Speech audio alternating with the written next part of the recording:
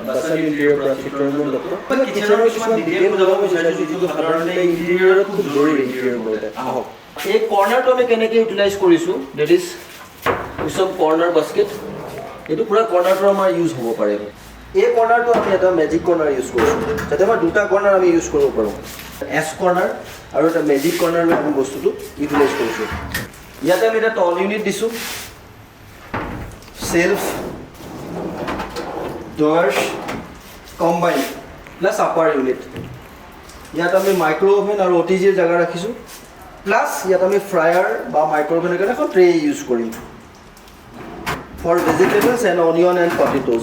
ফিল্টাৰত আমাক electrical use দৰকাৰ নহয়।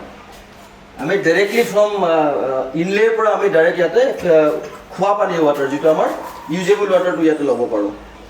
আৰু সেই ফিল্টাৰটোত আমাৰ ইলেক্ট্ৰিকেল দৰকাৰ নহয়। কেতিয়াবা মোৰ যদি কাৰেণ্ট নাথাকেও ঘৰত, তেতিয়া আমি পানীৰ কাৰণে ৰখি বা কিনি পানী খাব লাগে। চ' পানী কিনিব নালাগে। এতিয়াৰ পৰা আমি আণ্ডাৰ কাউণ্টাৰ ফিল্টাৰ ইউজ কৰিলে আমি ইয়াতে পানীখিনি এনি আমাক ষ্টক নালাগে তাতে, সেইটো ডাইৰেক্ট লাইনত বহে।